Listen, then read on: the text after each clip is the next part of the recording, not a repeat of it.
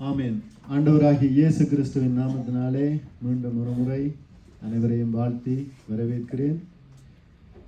ஆண்டவர் எங்களோடு பேசுகிற தெய்வமாக இருக்கிறார். ஏனென்றால் பேசி அனுதினமும் எங்களை வழிநடத்துகிறவர். எங்களிடத்தில் உள்ள குறைகளை சொல்லி அதிலே சரியாக நடக்க சொல்லி அவர் நடத்துகிற தெய்வமாக இருக்கிறார். பயப்படாதே சிறுமந்தே என்று சொல்லி எங்களை அழைக்கிறவராயிருக்கிறார். சிறு கூட்டமாக இருக்கட்டும் பெருக்கூட்டமாக இருக்கட்டும் அவர் ஒரே மாதிரி தான் எங்களை பார்க்கிறவராயிருக்கிறார். ராஜ்யத்தை தருவதற்கு பிதா சித்தமாக இருக்கிறார் என்று சொல்லி, முதலாவது தேவனுடைய ராஜ்யத்தையும் நீதியையும் தேடுங்கள், அப்பொழுது இவைகள் எல்லாம் உங்களுக்கு கூட கொடுக்கப்படும் என்று சொல்லுகிறார். ஏனென்றால் அவரை நம்பி வந்தவர்களை அவர் ஒருபோதும் கைவிடுவதில்லை. அதன் நிமித்தமாய் அவருடையவர்கள் யாரை நம்பி இருப்பார்களாம்? அவரையே நம்பி இருப்பார்களாம். ஏனென்றால் அந்த உண்மை தெரிந்தது நிமித்தம் அவருடையவர்கள் அவரையே நம்பி இருப்பார்களாம். அப்படியாக எங்களை தம்மை நோக்கி காத்திருக்கும்படியாய் செய்கிறவர். தேவையானது ஒன்றே என்று எந்த பகுதியில் சொல்லப்படுகிறார் என்றால், மார்த்தாளுக்கு அவர் சொல்லுகிறார். மார்த்தாளுடைய சகோதரியை குறித்து சொல்லி நல்ல சாட்சி சொல்லி, மார்த்தாளே மார்த்தாளே, நீ அநேக காரியங்களை குறித்து கவலைப்பட்டு கலங்குகிறாய், தேவையானது ஒன்றே என்று சொல்லி, தேவையானது ஒன்றே என்கின்ற தலைப்பில் தான் இன்றைய தினத்திலே நான் வார்த்தையை கொண்டு வந்திருக்கிறேன். சகோதரனும் இந்த இடத்திலே சொல்லுகின்ற வேளையிலே மரியாளை குறித்து சொன்னார். பாடல்கள் கூட அந்த லைன்லே வந்தது, தேவனுடைய பாதத்திலே அமர்ந்திருக்க வேண்டும் என்று சொல்லி. அப்படியாக ஆண்டவர் பேசுகிற தெய்வம். இந்த இடம் தேவன் ராஜரீகம் பண்ணுகிற இடம். நாங்கள் தவறான இடங்களுக்கு ஒன்றுக்கும் செல்லவில்லை. தேவன் நியமித்த இடத்துக்கு நாங்கள் வந்திருக்கிறோம். அதன் நிமித்தமாய் தேவன் எங்களை ஆசீர்வதிக்கிறவராக இருக்கிறார். முதலாவது நாங்கள் எடுத்துக்கொள்வோம் லூக்கா 10வது அதிகாரம், அதிலே 41வது 42வது வசனத்தை வாசிப்போம். இயேசு அவர்களுக்கு பிரதியுத்தரமாக, மார்த்தாளே மார்த்தாளே, நீ அநேக காரியங்களை குறித்து கவலைப்பட்டு கலங்குகிறாய், தேவையானது ஒன்றே, மரியாள் தன்னை விட்டு எடுபடாத நல்ல பங்கை தெரிந்து கொண்டாள் என்றார். ஆமென். தேவையானது ஒன்றே, மரியாள் தன்னை விட்டு எடுபடாத நல்ல பங்கை தெரிந்து கொண்டாள் என்று சொல்லி ஆண்டவர் சொல்லுகிறார். அப்ப ஆண்டவருடைய பிள்ளைகள் நல்ல பங்கை தெரிந்து கொள்ள வேண்டும் என்று ஆண்டவர் விரும்புகிறார். எது நம்மை பரலோகம் கொண்டு போகும் என்று சொல்லி நாங்கள் ஆராய்ந்து அறிகிறவர்களாக இருக்க வேண்டும். ஏனென்றால் ஆண்டவர் சொல்லுகிறார், தேவையானதை தேடும்படியாக. இந்த உலகத்திலே அநேக காரியங்கள் எங்களை கெடுத்து விடுகிறதாக இருக்கிறது. இப்படியாக திருடர்கள் கண்ணமிட்டு திருடுகிறவர்களாக இருக்கிறார்கள். அதன் நிமித்தமாக தேவையானது ஒன்றையே தேவன் தேடும்படியாக சொல்லுகிறார். அநேக குப்பைகளை நாங்கள் தேடுகிறோமா, இல்லாவிட்டால் தேவையானது ஒன்றை நாங்கள் தேடுகிறோமா என்பதை குறித்து நாங்கள் ஒரு கேள்விக்குறி போட்டு நாங்கள் அதை பார்த்து அதை ஆராய்ந்து தேவையில்லாத காரியங்களை விட்டு இப்படியாக தேவனை நோக்கி நாங்கள் ஓடுகிறவர்களாக இருக்க வேண்டும். பிரியமானவர்களே, நாங்கள் எடுத்துக்கொள்வோம் லூக்கா 12வது அதிகாரம், அதிலே 33வது வசனத்தை வாசிப்போம். உங்களுக்கு உள்ளவைகளை விற்று பிச்சை கொடுங்கள், பழமையாய் போகாத பணப்பைகளையும் குறையாத பொக்கிஷத்தையும் பரலோகத்திலே உங்களுக்கு சம்பாதித்து வையுங்கள், அங்கே திருடன் அணுகிறதும் இல்லை, பூச்சி கெடுக்கிறதும் இல்லை. ஆமென். ஆண்டவர் என்ன சொல்லுகிறார்? உங்களுக்கு உள்ளவைகளை விற்று பிச்சை கொடுங்கள் என்று சொல்லி. அதுதான் அவருடைய போதனையாக இருக்கிறது.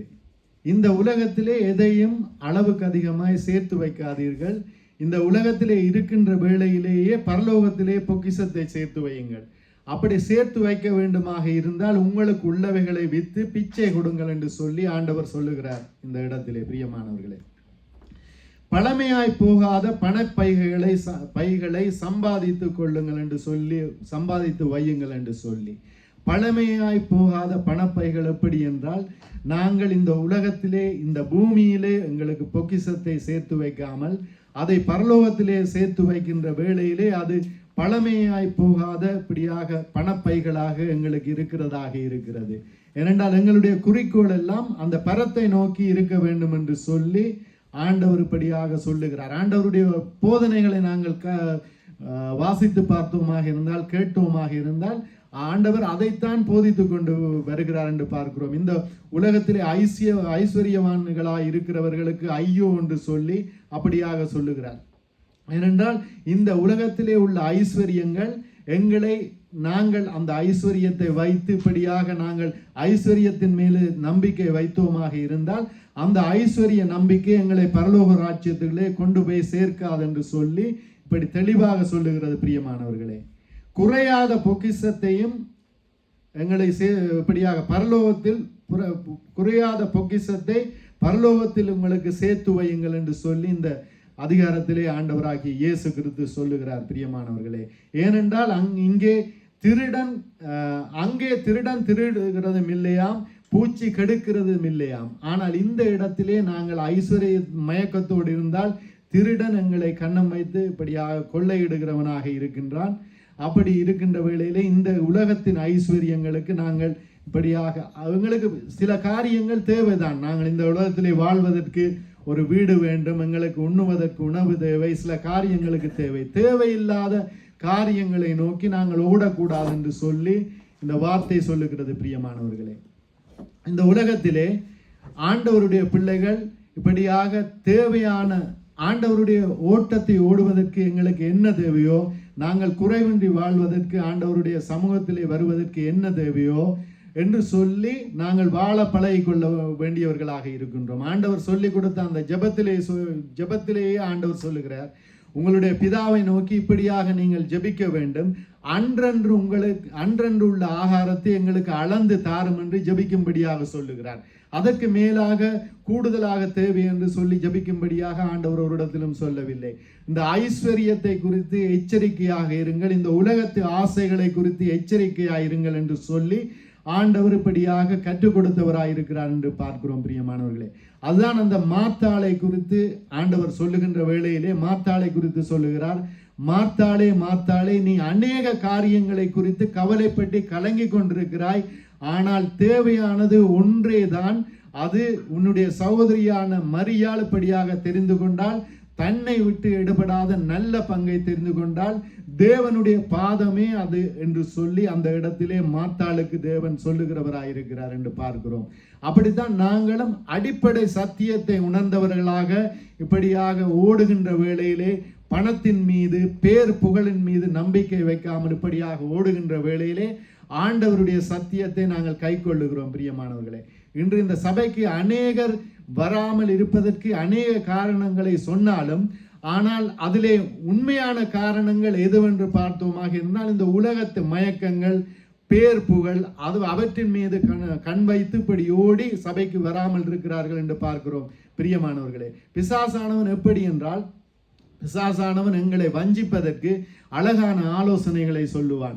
நீ இப்படி செய்தால் பேர் புகழை சம்பாதிக்கலாம், உன்னை குறித்து மற்றவர்கள் பெருமையாக பேசுவார்கள், அப்படி நீ சேர்ச்சுக்கு போ, ஆண்டவர் தானே எல்லா உயர்வுகளையும் தருகிறவர், இந்த உயர்வையும் ஆண்டவர் தான் தருவார் என்று சொல்லி மெதுவாக எங்களை இந்த அப்படியாக சபைக்கு வரவிடாமல், ஒரு நாள் 2 நாள் லீவு போட்டு இப்படியாக ஒரு கிழமை வரவிடாமல் 2 கிழமை வரவிடாமல் இப்படியாக தள்ளி போய் இப்படியாக தேவனை விட்டு பிரிக்கிறவனாக இருக்கிறான் என்று பார்க்கிறோம். பிரியமானவர்களே, அது நிமித்தமாக நாங்கள் இப்படியாக எங்களுக்கு உண்ணவும் உடுக்கவும் போதும் என்று நாங்கள் இருக்க வேண்டும் என்று இந்த வேதம் சொல்லுகிறது. பிரியமானவர்களே, அப்படியாக போதும் என்கிற மனதுடனே கூடிய தேவ பக்தியே மிகுந்த ஆதாயமாம். அந்த தேவ பக்தி தான் எங்களை பரலோக ராஜ்யம் வரை கொண்டு போகிறதாக இருக்கிறது. போதும் என்கிற மனதுடனே கூடிய தேவபக்தியோடு ஒரு மனிதன் இருந்தால் பிசாசானவன் கிட்ட நெருங்க முடியாது. ஏனென்றால் பிசாசானவன் எந்த ஒரு ஆலோசனையையும்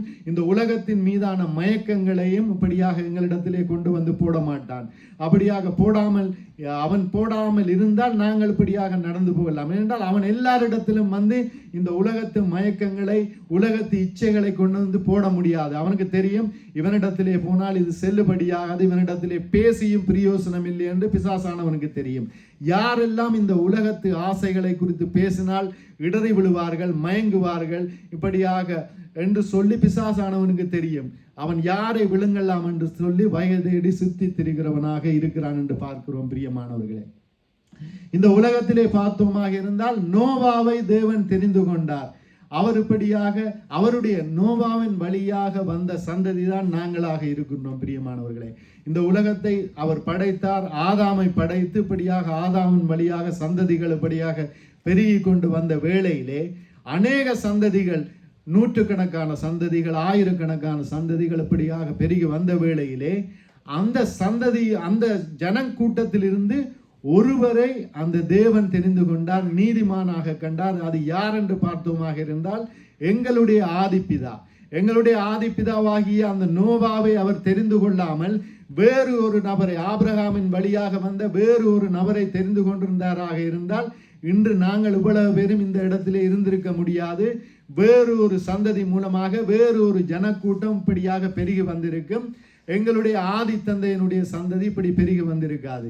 நோவாவை தெரிந்து கொண்டதன் நிமித்தமாகவே நாங்கள் அந்த நோவாவின் வழியாக இப்படியாக சந்ததிகளாக இப்படியாக பெருகி பிரிந்து விரிந்து இப்படியாக வந்தோம். பிரியமானவர்களே, அப்படி நோவாவை தெரிந்து கொண்ட அந்த தேவன் அந்த நோவாவின் வழியாக வந்த சந்ததியிலும் எல்லோரையும் தெரிந்து கொள்ளாமல் ஒருவனை தெரிந்து கொண்டால் அது யார் என்று பார்த்தோமாக இருந்தால் ஆபிரகாமை தெரிந்து கொண்டார். ஆபிரகாமை தெரிந்து கொண்டு ஆபிரகாம் ஒரு தேவ பக்தியுள்ள சந்ததியை இப்படியாக உருவாக்குவான், தன்னுடைய ஜனத்துக்கு தேவனுடைய பயத்தை குறித்து போதித்து இப்படியாக நடத்துவான் என்று சொல்லி ஆபிரகாமை தெரிந்து கொண்டார். ஆபிரகாம் வழியாக வந்தவர்கள் நாங்கள் அல்ல, நாங்கள் நோவாவின் வழியாக வந்த சந்ததி. அந்த சந்ததியிலே இருந்து ஆபிரகாமை பிரித்தெடுத்தார். அப்ப ஆபிரகாமுக்கும் எங்களுக்கும் பங்கில்லாமல் நாங்கள் இருந்தோம். அப்படியாக இருந்த வேளையிலே அந்த தேவன் இப்படியாக வானத்தை, இந்த உலக தோற்றம் முதல் எங்களை தெரிந்து கொண்டதன் நிமித்தமாக அந்த ஆபிரகாமை இப்படியாக சந்தித்த தேவன் இப்படியாக ஆபிரகாமுக்கு சொல்லுகிறார், உனக்குள்ளே இந்த பூமியில் உள்ள வம்சங்கள் எல்லாம் ஆசீர்வதிக்கப்படும் என்று சொல்லி ஆபிரகாமுக்குள்ளே எங்களை ஆசீர்வதித்த தேவனாக இருக்கிறார்.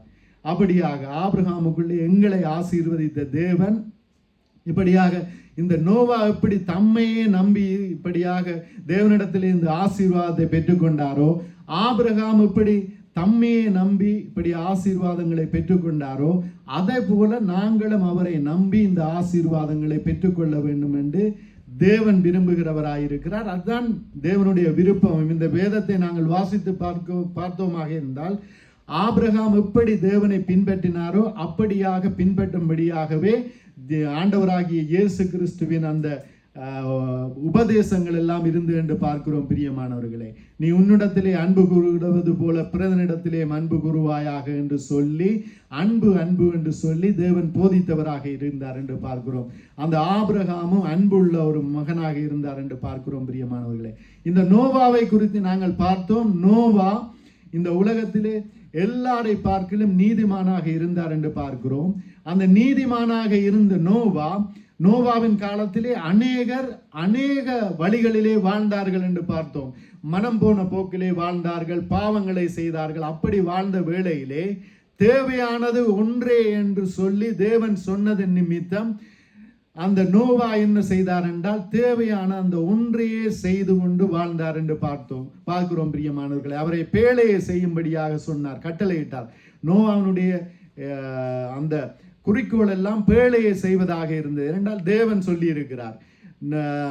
நோவாவினுடைய குறிக்கோள் எல்லாம் நீதிமானாக வாழ வேண்டும் என்று சொல்லி. நோவா அந்த காலத்திலே யோசித்திருக்கலாம், நான் இந்த பேழையை செய்கிறேன், என்னோடு இருக்கிறவர்கள் எல்லோரும் நிலங்களை கொள்ளுகிறார்கள், அநேக ஐஸ்வர்யங்களை பெருக்குகிறார்கள், மனம் போன போக்கிலே போய் இப்படியாக பாவம் செய்து வாழுகிறார்கள், நானும் வாழ்ந்து விட்டு போகலாம் என்று சொல்லி அந்த நோவா வாழவில்லை. நோவா எப்படி என்றால் தேவையான ஒன்றை தெரிந்து கொண்டார். எது? தேவன் சொன்னதுதான் தேவை. இந்த மரியாளுக்கு எப்படி அந்த மரியாள் தன்னை விட்டு எடுபடாத நல்ல பங்கை தெரிந்து கொண்டாலோ அதுபோல நோவாவும் தன்னை விட்டு எடுபடாத நல்ல பங்கை தெரிந்து கொண்டார். தேவன் சொன்னார், பேழையை செய், இப்படியாக என்னை குறித்து பிரசங்கம் பண்ணு என்று சொல்லி அநேக ஆண்டுகளாக சளைக்காமல் நோவா பிரசங்கம் பண்ணினவராக இருந்தார் என்று பார்க்கிறோம். பிரியமானவர்களே, அந்த இடத்திலே நோவாவுக்கு துர் ஆலோசனைகளை இந்த பிசாசானவன் கொண்டு வந்து போட்டிருக்கலாம். ஏனென்றால் அநேகரை வஞ்சித்து விட்டேன், இந்த உலகத்திலே இருக்கின்ற அநேகரை வஞ்சித்து விட்டேன், இந்த நோவாவை வஞ்சிக்க முடியவில்லை என்று சொல்லி அநேக காரியங்களை இப்படியாக கொண்டு வந்து தேவையில்லாத வேலைகளை, தேவையில்லாத காரியங்களை இப்படியாக போட்டிருப்பான். ஆனால் நோவா அவற்றையெல்லாம் ஏற்றுக்கொள்ளாமல் தேவையானது ஒன்றே என்று சொல்லி தேவனுக்கு செவி கொடுத்து அந்த பேழையை செய்தார் என்று பார்க்கிறோம். அப்படியாக செய்த வேளையிலே நோவா ஆசீர்வதிக்கப்பட்டார். நோவாவின் அந்த குடும்பம் காப்பாற்றப்பட்டது. எங்களுடைய ஆதி தந்தையாகிய நோவா காப்பாற்றப்பட்டார். அவருடைய வழியாக வந்த சந்ததிகளிலே நாங்கள் பிறந்தோம், எங்களுடைய மூதாதையர்கள் பிறந்தார்கள். இப்படியாக அநேக சந்ததிகள் இப்படியாக பெருகி வந்தது. பிரியமானவர்களே, அப்படி வந்த வேளையிலே தான் நாங்கள் இன்று ஆசீர்வாதமாய் இருக்கிறோம் என்று பார்க்கிறோம். பிரியமானவர்களே, அந்த ஆபிரகாமுக்கு கொடுத்த வாக்கு தத்தத்தின் நிமித்தம் ஆபிரகாமுக்குள்ளே நாங்கள் ஆசீர்வதிக்கப்பட்டவர்களாய் இருக்கிறோம் என்று பார்க்கிறோம். பிரியமானவர்களே, நாங்கள் எடுத்துக்கொள்வோம் ஆதியாகமம் 12வது அதிகாரத்தை எடுத்துக்கொள்வோம்.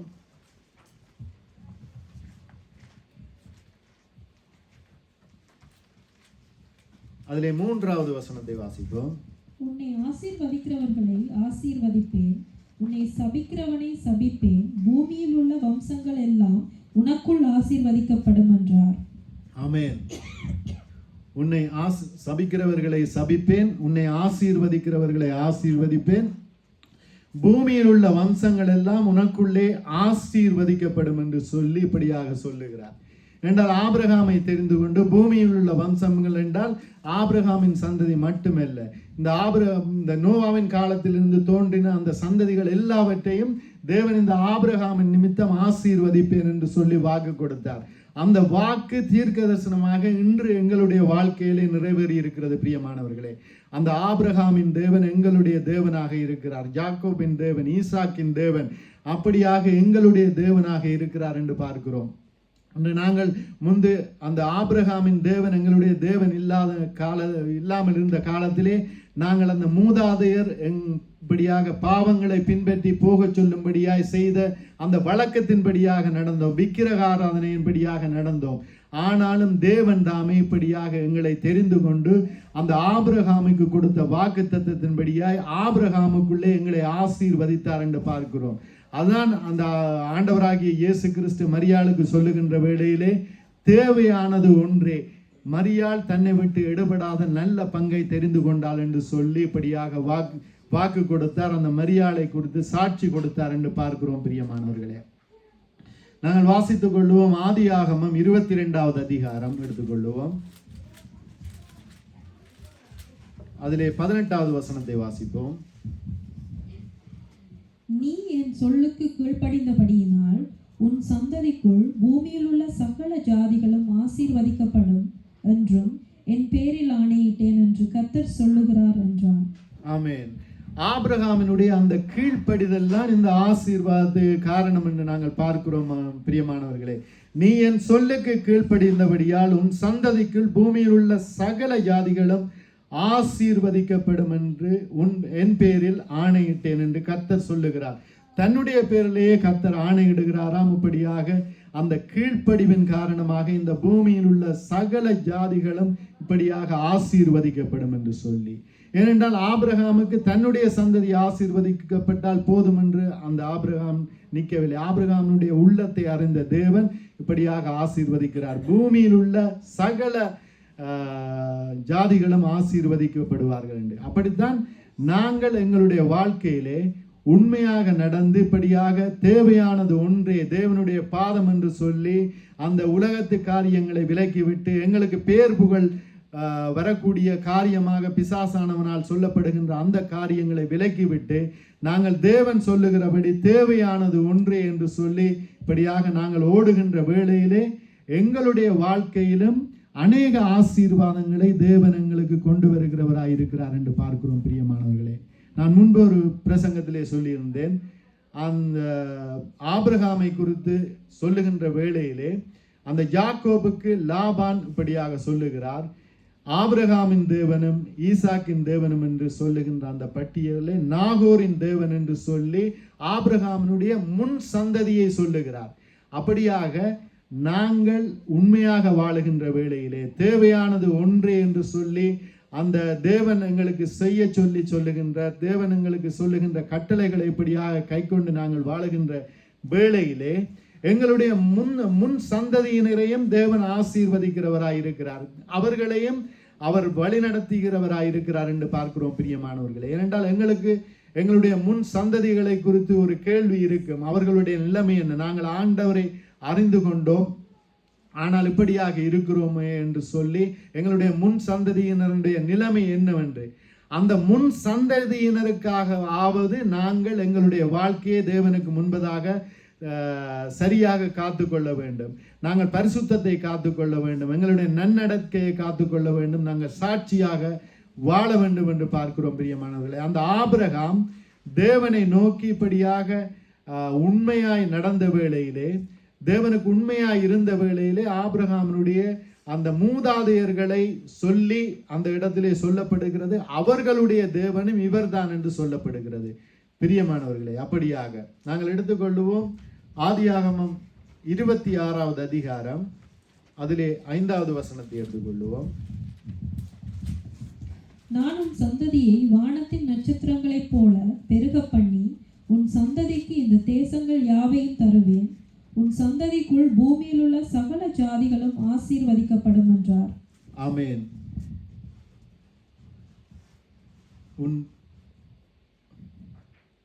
நான் இட்ட ஆணையை நிறைவேற்றுவேன். ஆமென். நான் உன் சந்ததியை வானத்தின் நட்சத்திரங்களைப் போல பெருக பண்ணி உன் சந்ததிக்கு இந்த தேசத்தை யாவையும் தருவேன், உன் சந்ததிக்குள் பூமியில் உள்ள ஜாதிகளும் ஆசீர்வதிக்கப்படும் என்றார். அப்படியாக எங்களை அந்த ஆபிரகாமின் வழியாக இப்படியாக ஆசீர்வதித்த தேவனாக இருக்கிறார் என்று பார்க்கிறோம் பிரியமானவர்களே. நாங்கள் பார்த்தோம், இந்த மரியாள் தன்னை விட்டு எடுபடாத நல்ல பங்கை தெரிந்து கொண்டாள் என்று சொல்லி. மார்த்தாளை குறித்து அந்த எங்களுடைய ஆண்டவராகிய இயேசு கிறிஸ்து சொல்லுகின்ற வேளையிலே அவர் சொல்லுகிறார், அந்த மார்த்தாள் அநேக காரியங்களை குறித்து கவலைப்பட்டு கலங்குகிறாள் என்று சொல்லி அந்த மார்த்தாளுக்கு ஆலோசனை சொன்ன தேவனாக இருக்கிறார் என்று பார்க்கிறோம். எங்களுடைய வாழ்க்கையிலும் இன்று நாங்கள் யாராவது அநேக காரியங்களை குறித்து கலங்கி கவலைப்பட்டு இருக்கிறோம் என்றால், ஆண்டவர் சொல்லுகிற ஒரே ஒரு வார்த்தை தான் தேவையானது ஒன்றே, அது மரியாள் தன்னை விட்டு எடுபடாத நல்ல பங்கை தெரிந்து கொண்டாள் என்று சொல்லி. அப்படியாக நாங்களும் நல்ல பங்கை தெரிந்து கொள்ள வேண்டும் பிரியமானவர்களே.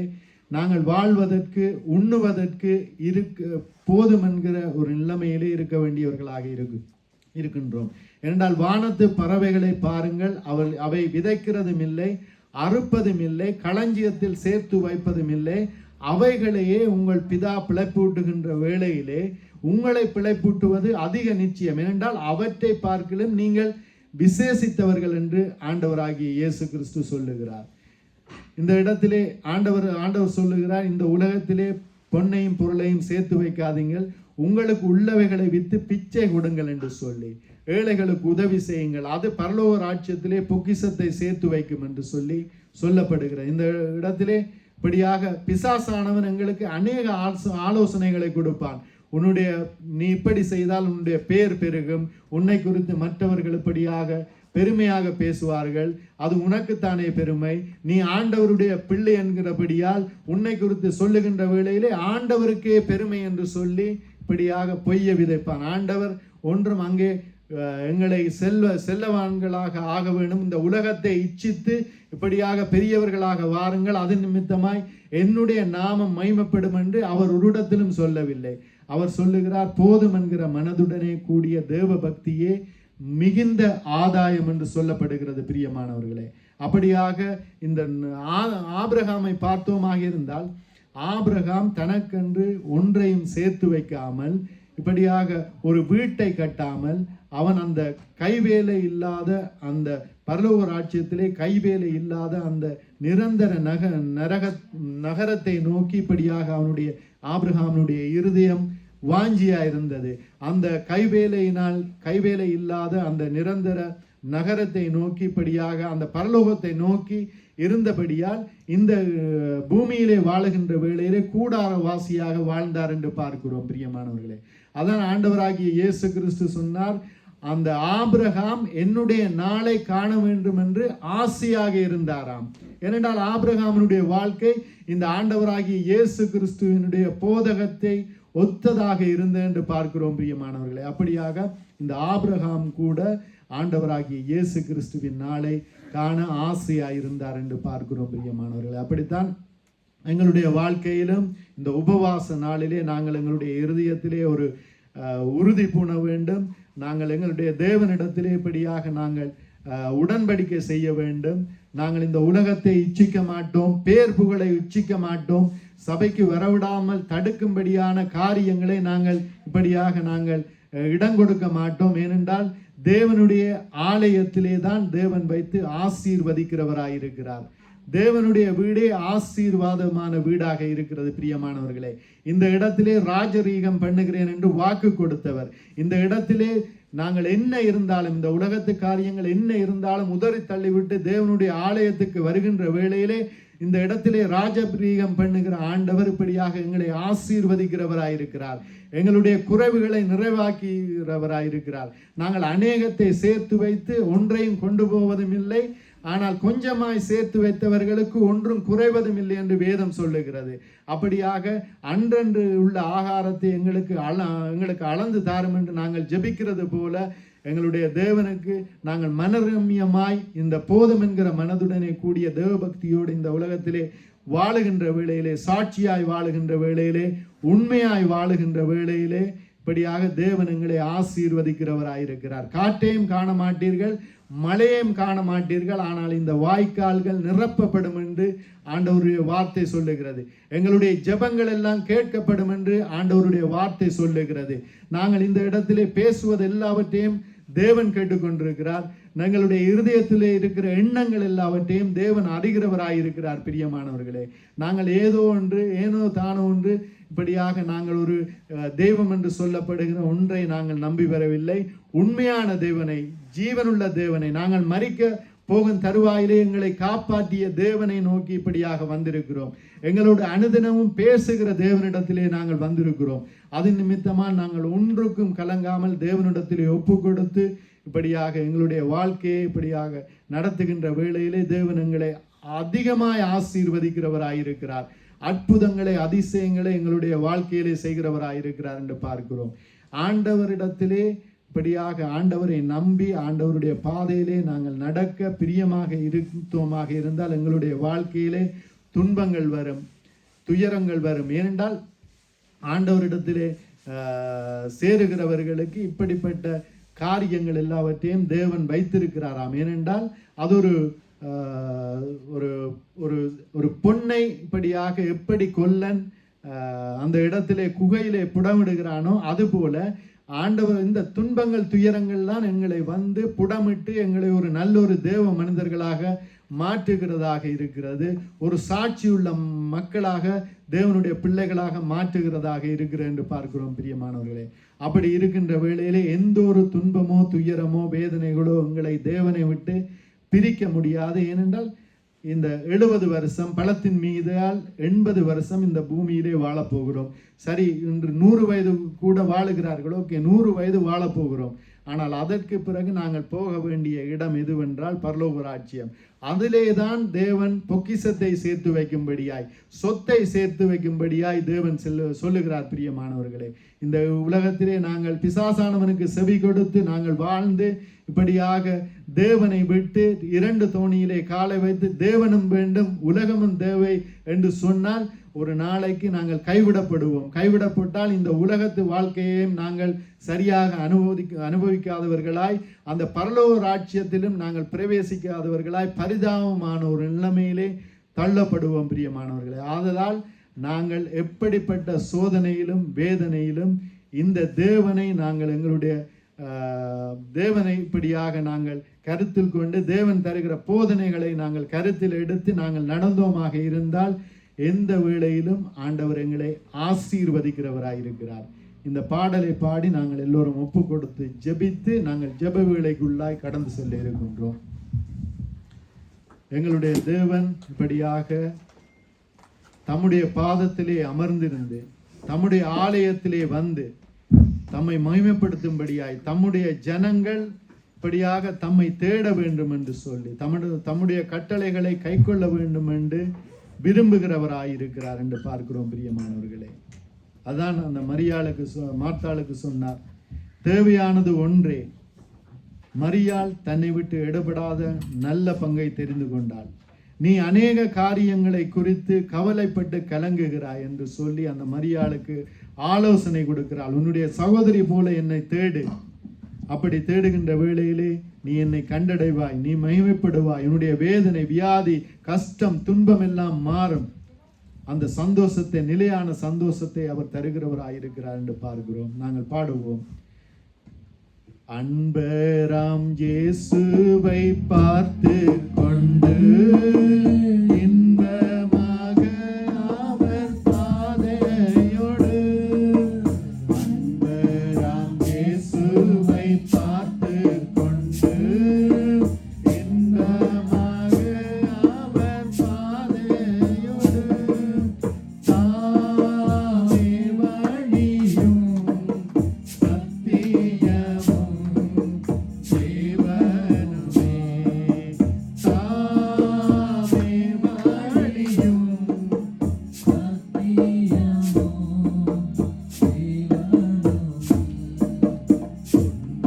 பெருக்கிலே சோர்ந்திடாதே, அன்பரறியாமல் வந்திடாதே, பெருக்கிலே சோர்ந்திடாதே, அன்பரறியாமல் வந்திடாதே,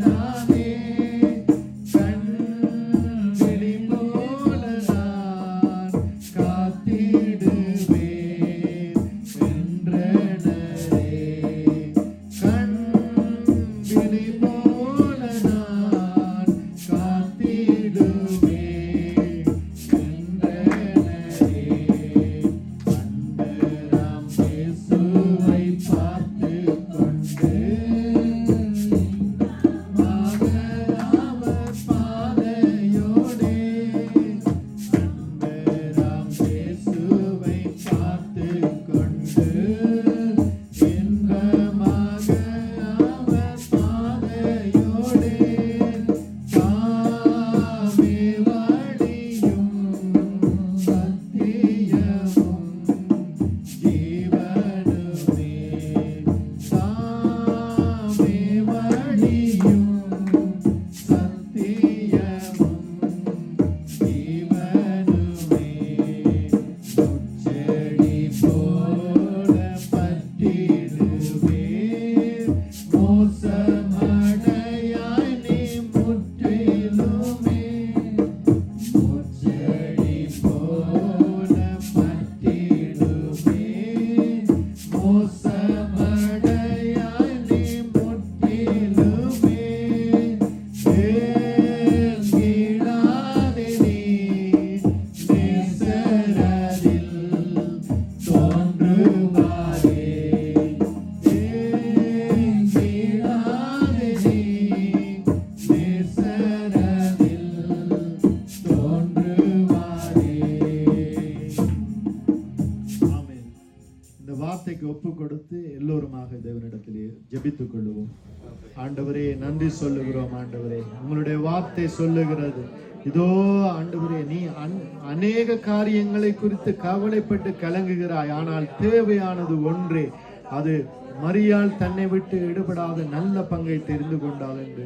அப்பா, அப்படியாக நாங்களும் நல்ல பங்கை தெரிந்து கொள்ள இந்த உலகத்திலே வருகிறதான இச்சைகள், மயக்கங்கள், அப்பா, அப்படியான காரியங்களை உதறி தள்ளிவிட்டு தேவையானது ஒன்றே, அப்பா, உங்களுடைய பாதம் ஆண்டவரே, உங்களுடைய பாதம் ஆண்டவரே, இதோ உங்களுக்கு உள்ளவைகளை விற்று பிச்சை கொடுங்கள் என்று சொன்னவரே, அப்பா, நீங்கள் ஐஸ்வர்யத்தை சேர்த்து வைக்கும்படியாய், பேர் புகழை சேர்த்து வைக்கும்படியாய் ஆண்டவரே ஒரு இடத்திலும் சொல்லவில்லை. ஆண்டவரே, எல்லாவற்றையும் ஆண்டவரே நாங்கள் இழந்தாலும் உங்களை ஆண்டவரே இழக்க மாட்டோம். ஆண்டவரே, ஆண்டவரே, ஐஸ்வர்யங்களை தேடி ஓட மாட்டோம். ஆண்டவரே, அப்பா, நாங்கள் ஆண்டவரே, அப்பா, உங்களுடைய சித்தத்தின்படியாய், உங்களுடைய போதனையின்படியாய், உபதேசத்தின்படியாய் வாழ்ந்து அந்த ஆசீர்வாதத்தை பெற்றுக்கொள்ளும்படியாய், பிசாசின் தந்திரங்களுக்கு நாங்கள் தப்பிக் கொள்ளும்படியாய் எங்களுக்கு உதவி செய்யுங்கப்பா. ஆசீர்வதிங்க ஆண்டவராகிய இயேசு கிறிஸ்துவின் நாமத்தினாலே இதோ என்னையும் ஆண்டவரை எல்லோரையும் ஒப்பு தந்து ஜெபிக்கிறேன் எங்களுடைய ஜீவனுள்ள நல்ல பிதாவே. ஆமேன், ஆமேன், ஆமேன், ஆமேன். இந்த வேளையிலும் நாங்கள் ஜெப விண்ணப்பங்களுக்குள்ளாய் கடந்து செல்ல இருக்கின்றோம். எங்களுடைய தேசத்துக்காக நாங்கள்